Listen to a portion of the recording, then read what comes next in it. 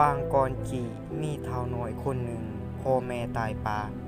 ไทบ้านไทเมืองมาเอิ้นเฒ่าน้อยว่าบักกำพร้ากำพร้าอยู่เรือนตูบบ่มีฝายามหนาวจึงนอนฟิงไฟแต่ละมื้อกำพร้าเที่ยวขอทานบางมื้อได้ของมาแต่วันเหนือได้เกลือมาแต่วันใต้ผู้ใจดีก็บายซีนแห่งปลาตายใส่มือให้ผู้ใจหายก็ลาใส่ได้หนีผู้ขี้ดื้อก็เอาขี้ดินหมอกมาทาหน้าให้ดำแล้วบ่ควรหลายฟ้าหลายหนาวผ่านไปกำพร้าก็ใหญ่ซ้อนบ่าวพ่อบ้านปรึกษากับลูกบ้านว่าอยากให้ท้าวผู้เฮ็ดให้ใส่หน้าหาเลี้ยงตนเองพ่อบ้านบอกกำพร้าไปทางให้เหล่าสาวหน้าอยู่แคบหมู่ใหญ่บ่มีคนใดจับจองพอสาลือกันว่ามีผีหายกำพร้าได้จกเสียมได้พาขี่ดินที่ไทบ้านให้ท่านแล้วก็ออกไปยังแคมป์ลงใหญ่บอนพ่อบ้านสิบอกพ่อบ้านได้คนอื่นดีใจแต่นี่ต่อไปเฒ่ากำพร้าจะบ่มาหลอกขอทานอีกเมื่อมาฮอดปลายธงแคมป์หน้ากำพร้าตัดไม้มาปลูกเป็นเถียงน้อยพอสนแดดสนฝนป่าลงเขตนี้มีผีหมู่หนึ่งเฝ้าห่วงอยู่เมื่อเห็นคนมาปลูกตูมน้อยใส่พวกผีก็โมโหใจหายให้ผู้มาล่วงเขตกำพร้าโศกดีที่เทวราผู้รักษาป่าท่านหามพวกมันไว้เทวราบอกว่ากำพร้าจะบ่ห้าวิทำให้พวกมันกงกันขาวเท่าจะมาสร้างสาปลูกเขาหาปลาสู่พวกมันกินให้พวกผีสวยเท่าเฮ็ดเวียกหูแนวนั้นพวกผีซึ่งมีผีอย่างงามเป็นนายกำพร้าก็พากันสวยทางปลาสาวนาได้หาไม้ใหญ่มาปลูกเขื่อนให้เท่ากำพร้ากำพร้าดีใจหลายที่หน้าของตนแล้วไว้จึงเตาขึ้นมาในบาทขอแนวเขาปลูกหลายคนบ่เชื่อว่าเฒ่ากำพร้าจะสาวนาแล้วจึงบ่อยากเอาแนวเขาให้แต่คิดบ่ไหล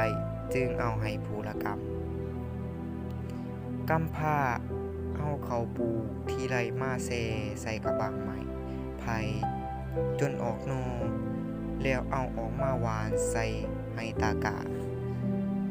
ขึ้นเขียวงามแล้วเท้าก็ลุกขึ้นมาลำพวกผีออกมาเฮ็ดสวยพึบข้าวเดียวการนำหน้าก็แล้วทุ่งหน้ากวางก็มีเขาเขียวอ่อนเต็มไปหมดวันหนึ่งกำพร้าเขาไปในวาดได้เล่าสู่ชาวบ้านฟังว่าเขาหน้าของตนพ่วงเขียวงามปรากฏว่าบ่มีไผเชื่อบางคนยังพาโลเอาเก่าแหงเด็กเขาขี้แขวให้ทั้งบอกว่าเอาอันนี้ไปหนึ่งกินแทนเขากำพร้าเอาเขาแหงเด็กเขาขี้แขวมาหนึ่งตามเพิ่นบอกน่าอัศจรรย์แท้ๆพอแต่อายปุบขึ้นก็มีกลิ่นหอมเฮ้ยหวงออกมาพวกผีหอมกินเขาสุกจึงเฮกันมาขอกินนำกำพร้าปั้นเขายายให้พวกมันหวังจากการบรวัตเขาหน้ากำพร้าสารไส้เพื่อใส่เอาปลาในหวยแต่เมื่อไปยามไส้เห็นว่าไส้เป่ามีแต่ห้อยตีนแปลกประหลาดยำอยู่แคบห่วยกำพร้าเล่าเรื่องให้พี่ย่างามฟังพี่ย่างามดกผมให้เส้นหนึ่งทั้งบอกว่าเอาไปเฮ็ดบวกแหวใส่ทางลงตอดกำพร้าก็เฮ็ดตามความที่พี่ย่างามบอกดังนั้นมือต่อมาเมื่อพี่น้อยตัวหนึ่งที่เคยลักกินปลาอยู่ไสไล่กลับมาอีกมันจึงถือบ่วงยักษ์ขามันดินดันไปมาแต่บ่วงก็บ่ขาดเมื่อกำพร้ามาพอพี่น้อยอ่อนวอนชีวิตทั้งสัญญาว่าจะช่วยกำพร้าทุกอย่างกำพร้ารับเอาพี่น้อยเป็นน้องฮักเดี๋ยวก็ปล่อยมันไปแต่ละมือ มีสัตว์ต่างๆ ออกจากลงมากินน้ำหรือมากินเขาวอ่อนในหน้ากินปลาคาอยู่ใส่บางโตถือบ่วงแหวของกำพร้าก็ปล่อยสัตว์ทุกๆโตไปภายหลังที่ไหลผูกเสี่ยวได้สัญญากันว่าจะช่วยเหลือกันในเวลามีอันตรายฉะนั้นกำพร้าจึงมีเสี่ยวเป็นสัตว์ต่างๆดังนี้เงินนาหนุกอินทรีเสือและอื่นๆตกในเรือน11เขาในหน้าถอข่วงทรงกลิ่นหอมกระจายไปทงป่าดง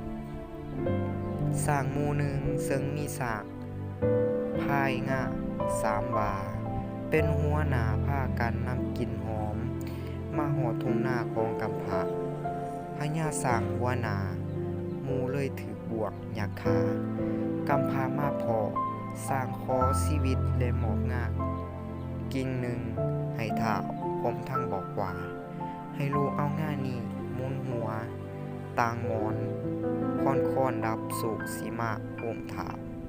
กำพร้าเอาง่ามามุนหัวนอนตามความพญาสร้างบอก